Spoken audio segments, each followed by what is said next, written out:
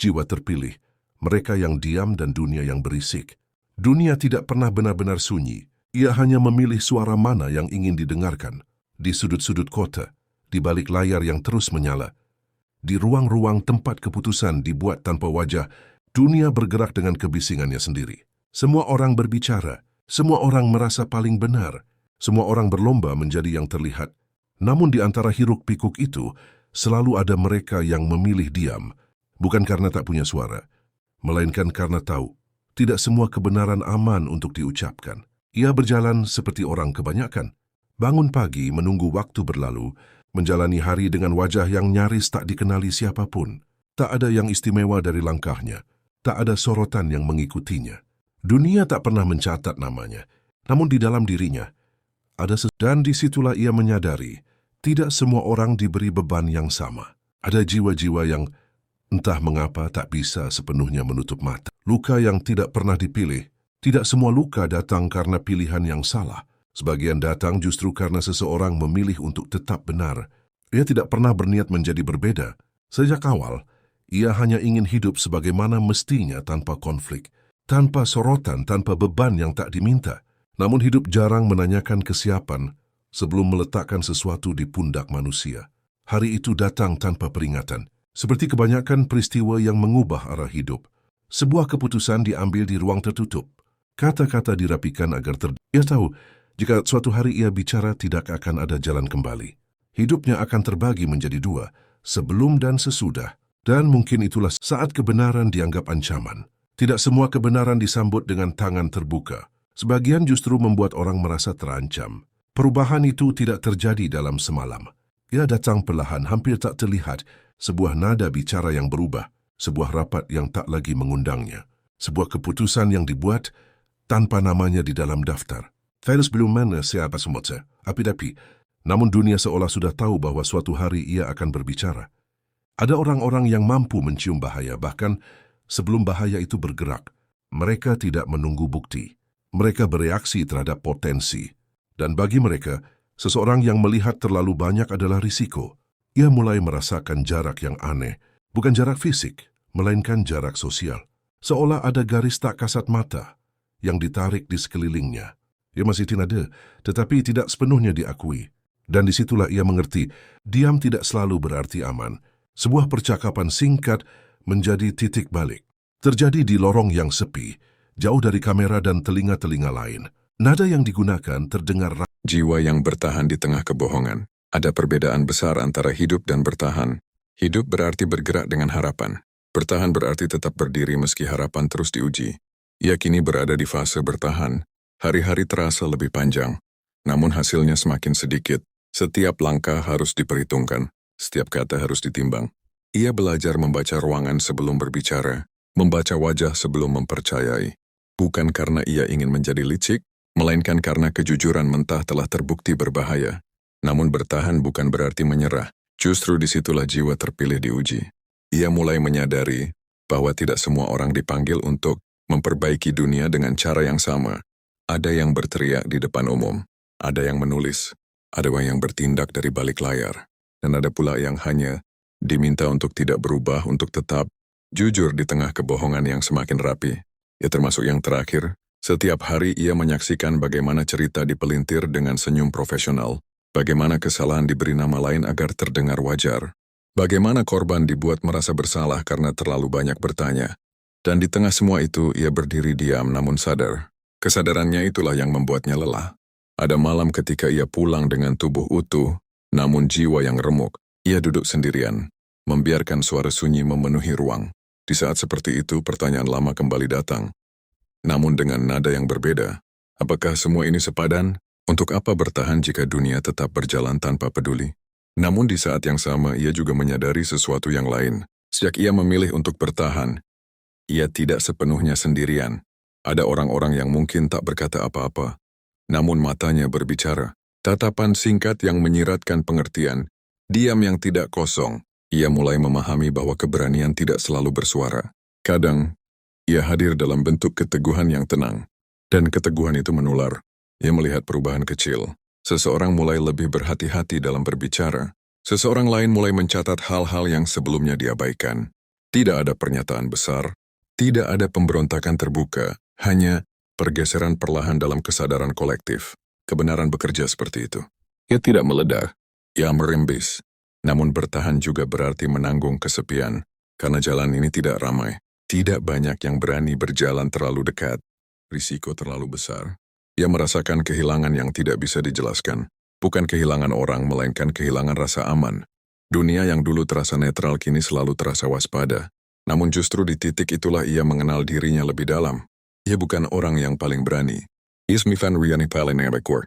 Namun ia adalah seseorang yang tidak bisa mengkhianati nuraninya, tanpa hancur dari dalam. Dan mungkin itulah yang membuatnya terpilih. Bukan terpilih untuk menjadi tokoh utama dalam cerita besar, melainkan terpilih untuk tetap manusia di tengah sistem yang meminta ia menjadi mesin. Ia mulai merawat dirinya dengan cara yang sederhana, menulis untuk dirinya sendiri, berjalan tanpa tujuan, mengingat hal-hal kecil yang membuatnya tetap terhubung dengan realita langit senja, hujan yang jatuh pelan, suara langkah di trotoar, hal-hal sepele yang mengingatkannya bahwa dunia tidak sepenuhnya busuk, bahwa di luar kebohongan masih ada keindahan yang layak dijaga. Namun ia juga tahu bertahan bukan tujuan akhir.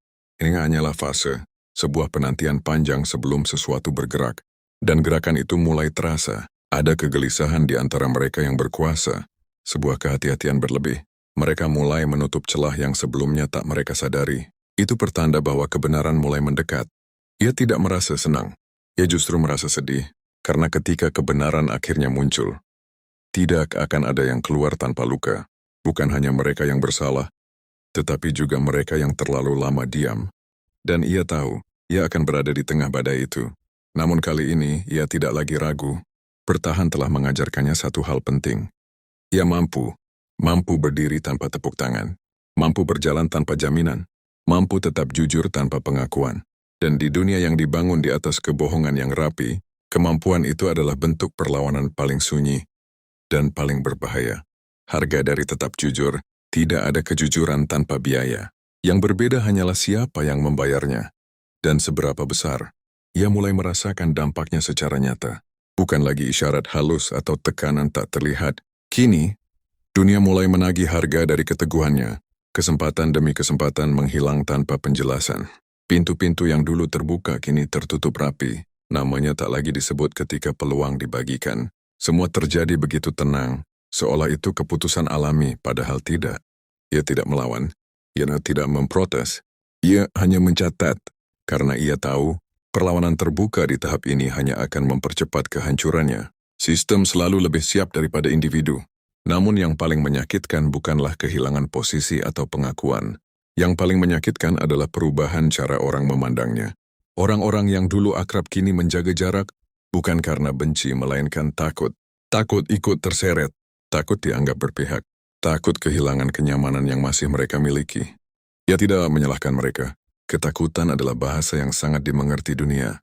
Namun kesendirian itu tetap terasa. Ada ruang kosong yang tidak bisa diisi oleh logika atau pengertian. Ia merindukan percakapan tanpa lapisan, tawa tanpa kecurigaan, kehadiran tanpa perhitungan. Kejujuran ternyata bukan hanya membuat seseorang disingkirkan dari sistem, tetapi juga dari lingkaran sosial yang bergantung padanya. Ada hari ketika ia hampir runtuh. Duduk sendirian di ruang yang terlalu sepi, ia menatap dinding tanpa benar-benar melihat. Untuk pertama kalinya air matanya jatuh tanpa perlawanan. Bukan karena ia menyesal berkata benar, melainkan karena ia lelah menanggung akibatnya sendirian.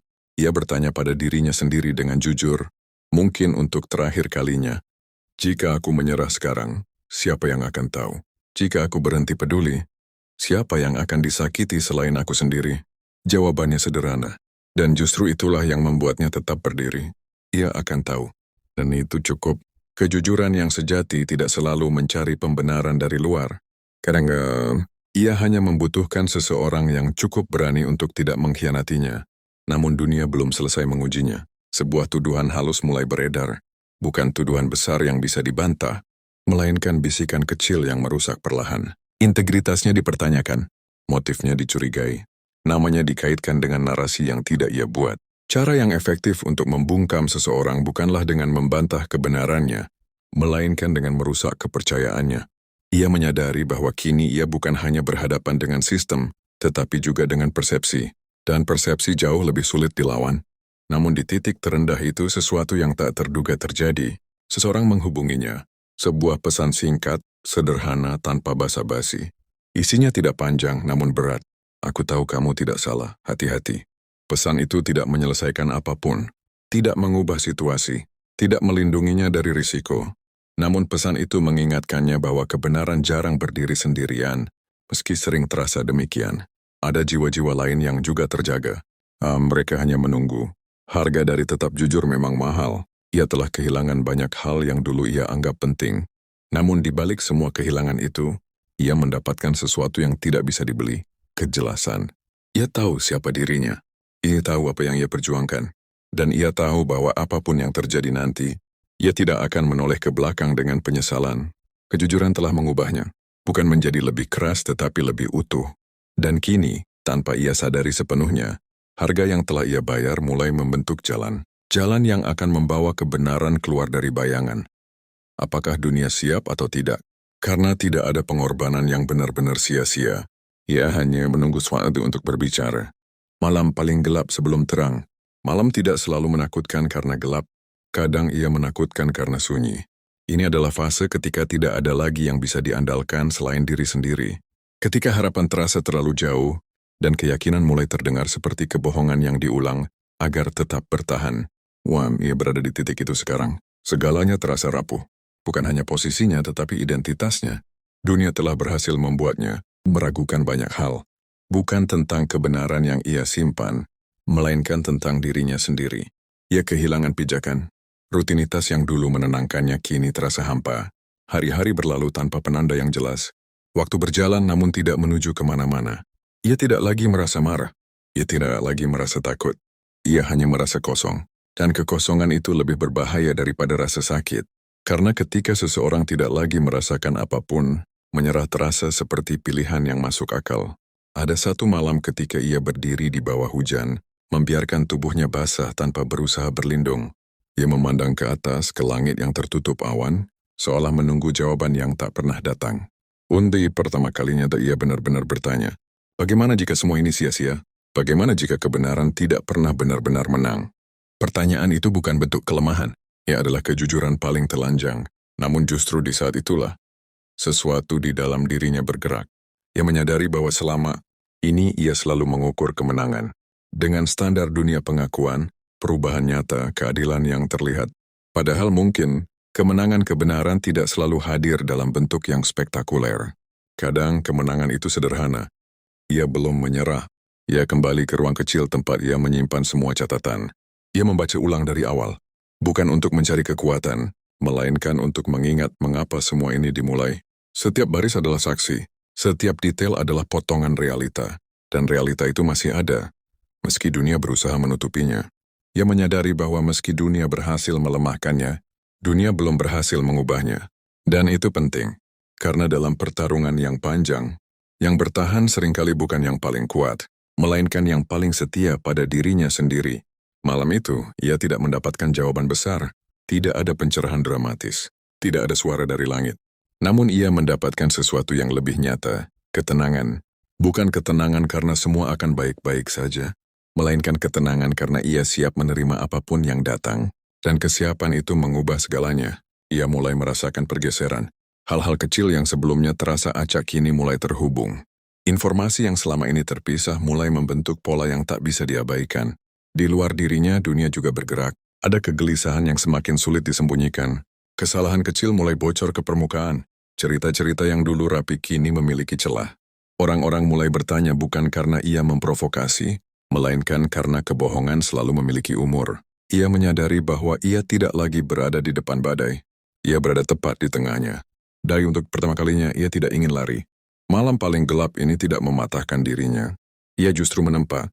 Ia memahami satu hal yang sederhana namun dalam. Jika kebenaran memang akan menemukan jalannya, maka tugasnya bukanlah memaksakan terang, melainkan tetap berjalan meski gelap. Dan langkah-langkah kecil itu kini membawa dirinya ke ambang sesuatu yang tidak bisa dibatalkan. Fajar belum terlihat, namun malam ini tidak lagi terasa abadi. Ketika topeng mulai retak, tidak ada kebohongan yang runtuh sekaligus. Ia retak lebih dulu. Retakan itu kecil, hampir tak terlihat. namun cukup untuk membuat mereka yang membangunnya gelisah. Karena mereka tahu, sekali sebuah kebohongan menunjukkan celah, ia tidak akan pernah kembali utuh. Yus melihatnya dari kejauhan, bukan sebagai penonton melainkan sebagai saksi. Percakapan yang dulu tertutup kini bocor ke ruang-ruang yang lebih luas. Penjelasan yang dulu terdengar meyakinkan kini mulai berulang, seolah sedang berusaha meyakinkan diri sendiri. Nada suara berubah. Gestur tak lagi tenang. Kina cepat sekandar. Ia justru merasa hening, karena ia tahu saat inilah rasa takut berpindah tangan. Orang-orang yang selama ini berdiri di balik kekuasaan mulai merasakan apa artinya tidak aman. Mereka yang terbiasa mengatur narasi kini sibuk menambal cerita. Mereka yang dulu percaya diri kini berhitung ulang. Kebenaran belum sepenuhnya muncul, namun bayangannya sudah cukup mengganggu. Ia menerima kabar dari berbagai arah, potongan-potongan kecil, disampaikan dengan hati-hati. Orang-orang mulai berani bertanya, mulai menghubungkan titik-titik, mulai menyadari bahwa ada sesuatu yang selama ini tidak mereka ketahui. Dan untuk pertama kalinya, ia tidak lagi sendirian dalam pengetahuannya.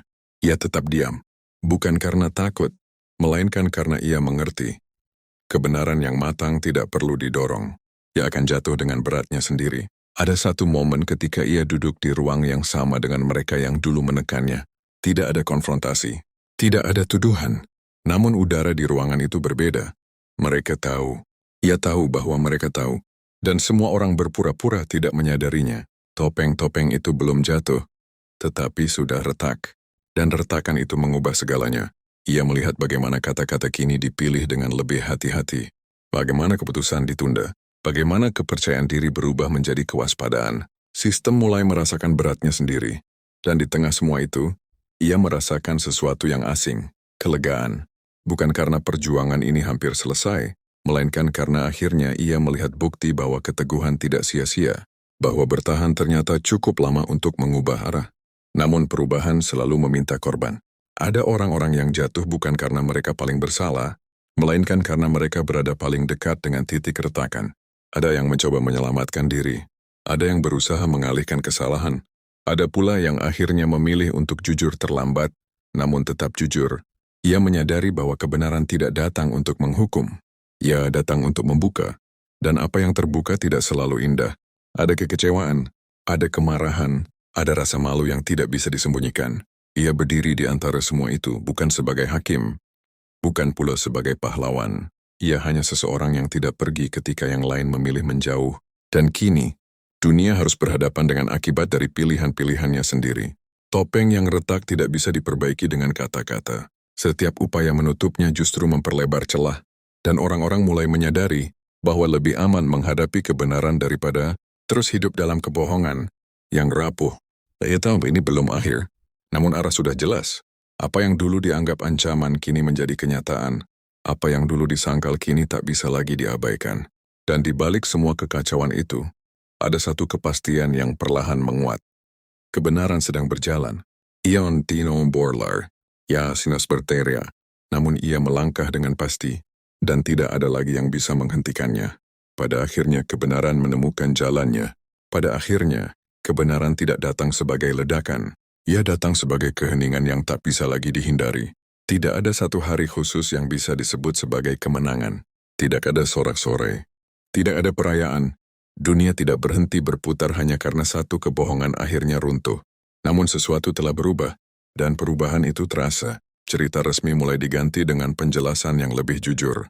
Nama-nama yang dulu tak tersentuh kini disebut dengan hati-hati.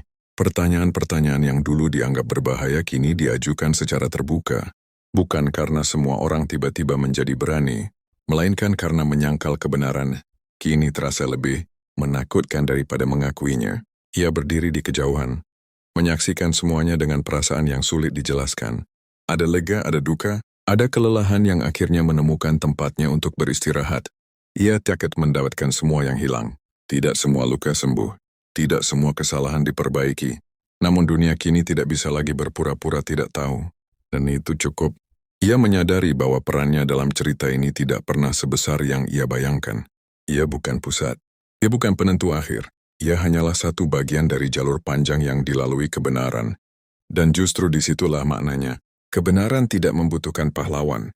Ia membutuhkan penjaga, orang-orang yang bersedia menunggu, bersedia menahan, bersedia membayar harga tanpa jaminan. Ia kini bisa bernapas lebih lega, bukan karena semuanya berakhir, melainkan karena ia tidak lagi memikul beban itu sendirian. Dunia telah melihat sebagian dari apa yang ia simpan terlalu lama. Ia berjalan pulang di suatu sore yang tenang. Langit tidak istimewa, jalanan biasa saja. Namun langkahnya terasa berbeda, lebih ringan. Ia tahu akan selalu ada kebohongan baru, akan selalu ada sistem lain yang mencoba menutup mata, dan akan selalu ada jiwa-jiwa lain yang suatu hari dipanggil untuk melihat terlalu banyak. Ia berharap mereka tidak merasa sendirian. Karena jika ada satu pelajaran yang tersisa dari semua ini, maka itu adalah ini. Kebenaran tidak pernah benar-benar hilang. Ia hanya berpindah tangan, berpindah waktu, menunggu orang-orang yang cukup berani untuk tidak meninggalkannya. Dan mereka tidak selalu kuat, tidak selalu yakin, tidak selalu siap. Namun mereka tetap berjalan. Pada akhirnya, bukan dunia yang berubah karena satu orang, melainkan satu orang yang bertahan cukup lama hingga dunia tak bisa lagi mengabaikannya. Ia berhenti sejenak, menatap ke depan. Masa depan tidak menjanjikan kemudahan, namun juga tidak lagi terasa gelap, karena ia tahu sekarang apapun yang terjadi nanti, ia telah berdamai dengan dirinya sendiri. Dan di dunia yang penuh kebisingan, kedamaian itu adalah bentuk kemenangan yang paling sunyi dan paling jujur. Pada akhirnya kebenaran memang menemukan jalannya.